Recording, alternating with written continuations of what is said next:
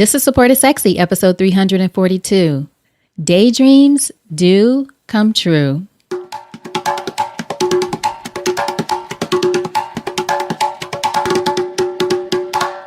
Welcome to Support is Sexy. I'm your host, Elayne Fluker, entrepreneur, author, and founder of Chic Rebellion Media. 5 days a week, Monday through Friday, I interview inspiring women entrepreneurs who share their wins and their lessons to help you take your business and your life to the next level and create something sexy. Here we go.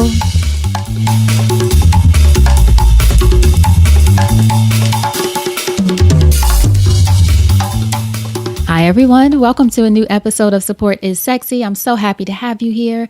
It just would not be the same without you. And today I want to share with you how daydreams do come true. Now, gather round, because you know I have a story to tell. There's always a little story in it for you. Back in 2016, in the early days of the Support is Sexy podcast, I started July 4th, 2016. And during that time, I interviewed this fantastic woman, Teju Awoye. And Teju is the founder of the marketing firm Salt Group. Teju is episode 22 of the Support is Sexy podcast. Today, we're on episode 342. So that tells you just how long ago that was. Now, one of the things that Teju mentioned during our conversation was that she had been accepted into this program called Remote Year, which is an extraordinary company that takes a group of entrepreneurs and professionals for a trip around the world for a year. They live together, work together, explore new cities together. The group is about 60 people or so, and they travel to countries in Africa, Latin America, Europe, and Asia. It's just dope. It sounded amazing, and it is amazing. Now, traveling around the world has long been a dream of mine, as has living abroad. It's one of those things that goes on my vision board every single year. You know what I mean? Now, what I loved about Remote Year after learning about it and reading more about it and, of course, doing research so I could link to it in Teju's episode is that it isn't just a leisurely trip where you have to be in a position to take a whole year off, because who can do that? Take a whole year off from work. You need to be working. Most of us are in the position where we need to be working and doing something. And it isn't a situation where everyone else is out having fun and on a leisure trip while you're stuck on your laptop at a cafe somewhere. I've been in that situation, not a trip around the world, but just a trip somewhere where I have to go work, everybody else is playing, but it just is how it is. With Remote Year, work is a part of the deal, and the company has co-working spaces actually in each city that the group that's traveling with them has 24-hour access to. Now, though I obviously did my research on Remote Year back then, if you can't tell, I didn't make a move to be a part of it. Honestly, as fantastic as the program sounded, it just felt out of reach for me at the time. That was in August of 2016. Fast forward today to October of 2017. I'm on Instagram, scrolling through Instagram stories, which, by the way, I still don't exactly understand how it works. I'm trying to get the hang of it. In any case, I see an ad pop up for, you guessed it, Remote Year. They were advertising their new enrollment period for next year's group. So 2018, they were advertising the enrollment for that now. Before I could even think about it, I'm telling you, it just was like, just going with the flow, going through Instagram stories, saw the ad, saw they had open enrollment. I swiped up and I applied via a simple online application. I shared about my business, about the Support is Sexy podcast, of course, and everything else that I'm up to. And I imagine that they must get tons of applications. So I honestly didn't think much more about it. I did it, let it go, thought about again that conversation with Teju and how cool it seemed like the program was, and that it would be cool to be a part of it. Now, the next day, I receive a call from one of the team members from Remote Year, Kyra. And not only is Kyra enthusiastic about chatting with me, but she has nothing but positive things to say about the Support is Sexy podcast, which, is the key to my heart. That's like telling me how gorgeous and brilliant my baby is. So I was lapping it all up and loving talking to her.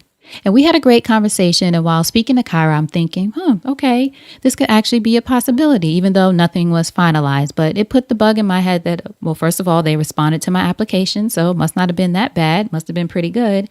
And then again, the feedback from her about the podcast was really great. So I felt like she got me. She understood what I was doing and what I was creating, and she was excited about it. So Kyra set up a call for me the next day for an interview with Will, who was in, I think, Kenya at the time. I'm so jealous. He was in Kenya, I believe. Now, again, great conversation with Will the next day, and then he follows up with information that shows even more about how fantastic the program is, if you can imagine that it gets any more fantastic. Plus, I got a chance to look at the stories and experiences of past participants of the program. You always want to know about people who went through it. I know about Teju, but then there were other videos and all kinds of information from other people who had the experiences, sharing the things that they loved and things that they found challenging and all that good stuff. But it gave me an overall view of the program. And at this point, I'm excited. I admit it. At that point, I was getting excited, but it was made clear to me that they're still reviewing applicants, so I would hear back. Now, even though nothing was finalized at that time, I began to think about what kind of opportunity being a part of Remote Year can not only mean for me personally, although, of course, I love the idea of traveling around the world, but also for the Support is Sexy podcast. As you know, if you've been listening for a while, in the past year, I've interviewed women from all around the world. I always say from Singapore to Silicon Valley, from Brooklyn, New York to Lagos, Nigeria, all around the world, all from my home studio. And it's been incredible to share those stories. I mean, thank God for technology, right? Able to talk to people on the other side of the world. But I began thinking, what if I interviewed women entrepreneurs up close and personal while in their countries? What if we really dive into the unique challenges they face and how they overcome them? What if we not only get to hear them, but we get to see them as well? I started to think, what if I interviewed 12 women entrepreneurs in 12 countries in 12 months? How dope is that? 12 women entrepreneurs, 12 countries in 12 months. And after this idea got in my mind, honestly, I could not let it go. I got really excited about it, much more excited about it. I felt like then I had to be a part of the Remote Year program. And although I didn't tell anyone that I was in the middle of the application process, I prayed about it. I wrote about it. I put my intention there so that it would prayerfully work out. A week later, I received notice that I had been accepted into the program for 2018. I'm so excited. The team has been incredibly welcoming already, even though nothing has started yet. It's all happening next year, God willing. Everybody will be healthy and safe and wealthy and wise and able to do the things that we need to do for me to be able to take this trip. I'm super, super excited about it. More than that, they are excited about the podcast and my idea of capturing the stories of women entrepreneurs during these travels. I'm excited about the trip, of course, but I'm thrilled about the opportunity to share these stories of these women. And I've been thinking about additional ways that I can highlight them, even in addition to my podcast. Of course, I'm going to have them on the podcast, but what are some of the other things that I can do to share these stories, right? I'm pitching magazines and other outlets that may be interested in a year-long monthly column featuring these women who will be from countries like Morocco, Malaysia, Vietnam, Colombia, and Croatia. The list goes on for this incredible journey that's going to take place. And to be able to talk to women in those countries, I want to share them on the podcast. I will share them on the podcast. But as I said, what about in a magazine or some other outlet that's interested in a monthly column on this? I'm also reaching out to companies that might be interested in sponsoring some of the content, such as video, because of course, Support is Sexy podcast doesn't have a video component now, but this Support is Sexy Global Edition that we're planning and about to do, that could absolutely have video. In fact, I believe it should have video because you want to really be able to see and experience these women there. Now, I know how to produce and direct video. I've done it before. I've done over 300 videos throughout my career, but I don't know how to shoot and edit. So I'm going to need a team for that, right? So getting a sponsor would be a great way to do that, to help support that and to be able to deliver some incredible content. But here's the thing. As I mentioned, travel and living abroad has been a desire of mine for years, and images that reflect this stay on my vision board. There's an image actually on there now, oddly enough, and God bless them, of Puerto Rico, because Puerto Rico is someplace that I've envisioned myself living in the future. It's been on my board all year. Hurricane Maria happened. We pray for all of the people in Puerto Rico, but it's still on there because I still have this vision of living there and living in other places in Italy and all around the world. I just have these visions, so it's on my vision board every single year. This year, though, I added something different. I have what I call a vision recorded. Now, I did that last year, but it's a little different this year. It's about 4.5 minutes long, and it's a recording of me reading in the present tense all of my desires for my life and the things that I want to create for myself. So it includes work, health, finances, all that good stuff. I had written it down in my journal, of course, because I love writing things down and I have plenty of journals to show for it. But I wrote it down in my journal and then I read it into a recording. So I read it actually into my podcast mic, recorded it, and then now I have it on my phone. And I listen to it every single morning as part of my meditation. So that 4.5 minutes or so is a part of my 10-minute or so meditation every single day. So it says things like, I am a successful entrepreneur who has a robust online business that allows me to work anywhere in the world. I literally say that. I meditate on it. It's embedded into my subconscious. It's on my vision board. It's something that I daydream about. And you know what? Daydreams do come true. And that is why I wanted to share that story with you, because daydreams come true. I've been thinking about this 4 years. Didn't know the how. We say let go of the how. So I didn't know how it was going to happen.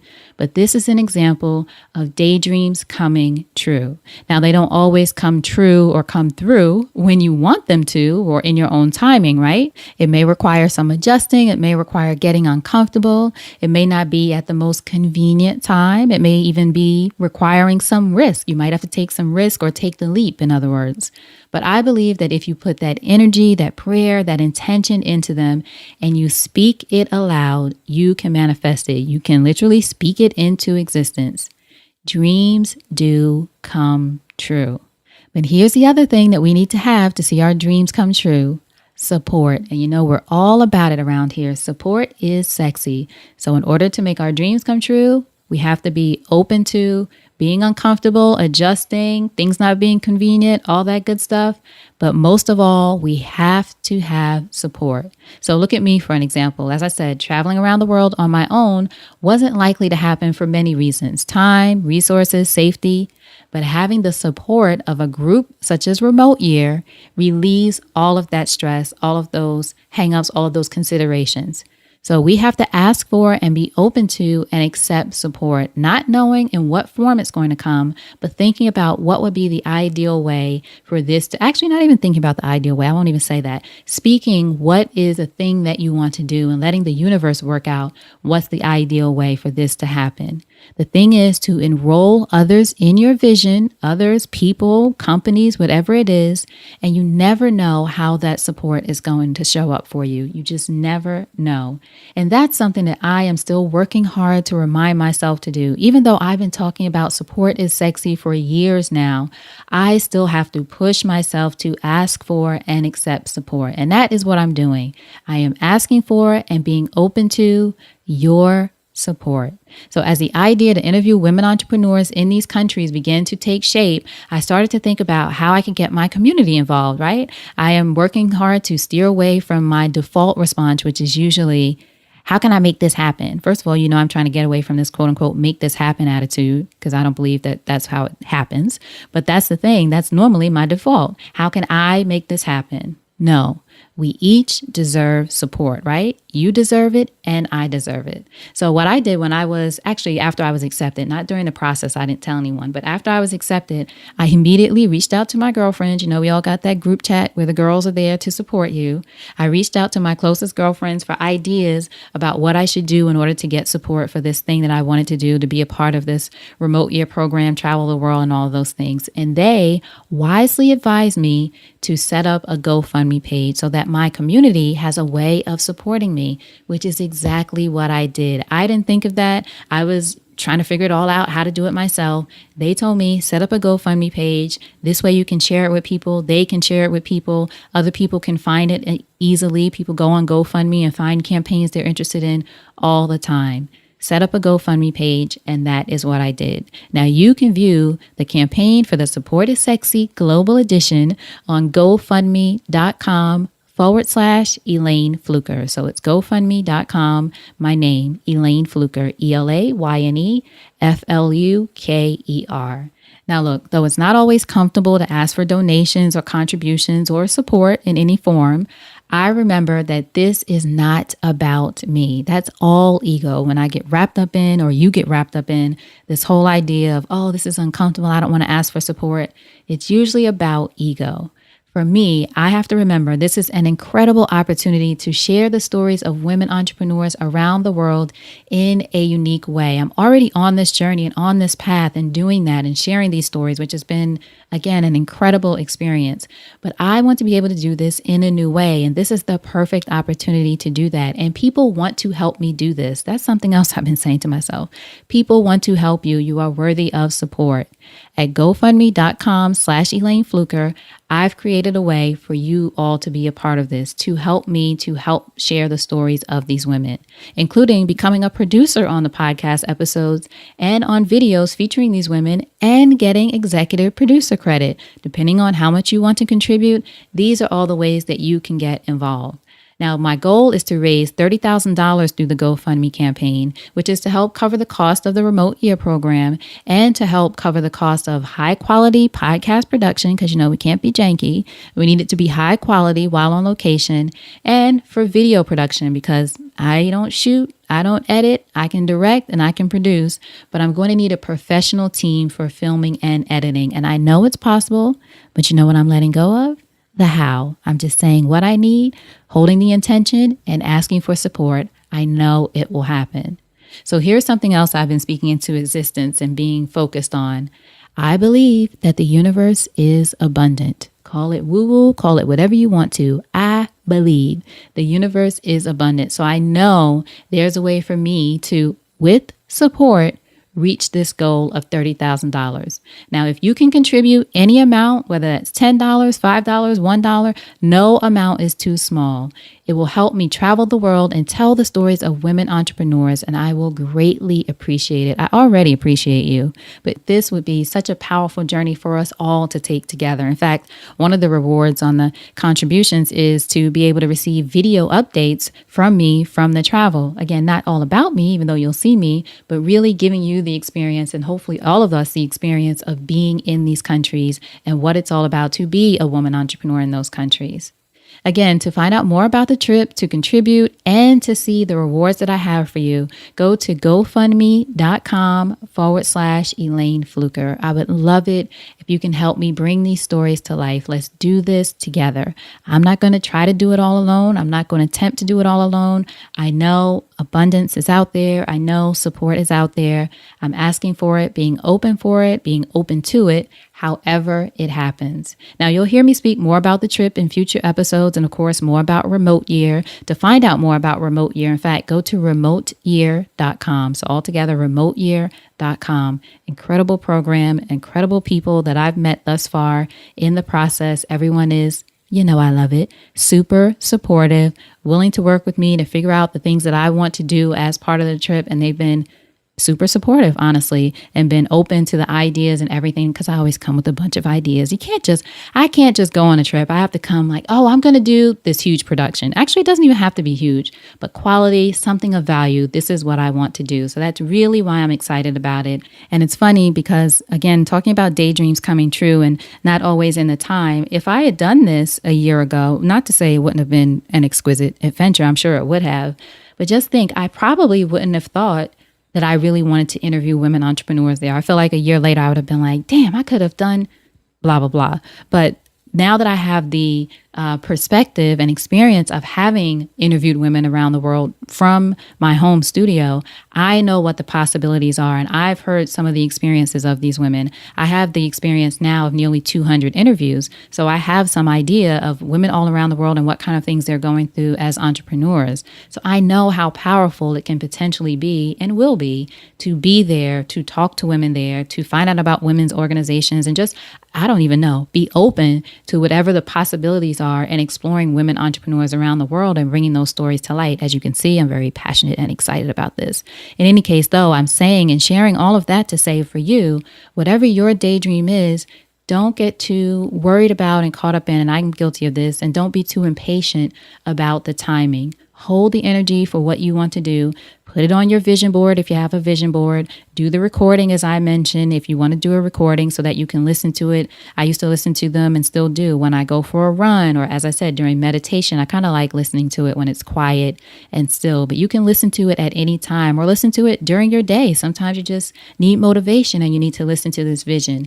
The whole thing is to hold this dream and this energy, to not worry about the how, because you don't know how it's going to work out. I don't care how detailed you are, how much planning you do. You can give an idea or have an idea of how you want things to work out, but you just really don't know. There has to be some trust in there. So for me, I am trusting that this is going to work out. I'm trusting that the resources are going to be there. I'm trusting that the stories are going to be incredible. I'm trusting that the audience is going to love seeing it and hearing it and sharing it. So whatever you can do, if you cannot contribute now, I understand circumstances are different for all of us. Please share the link. Tell people about it. I want to get it in front of as many people as possible. GoFundMe.com/Elayne Fluker. Now, as always, you mean the world to me. I appreciate you being here, and I'm so excited about sharing this next leg of the journey with you. But in the meantime, you know what to do. Go out there, continue to daydream, and create something sexy, and I'll talk to you soon. Take care.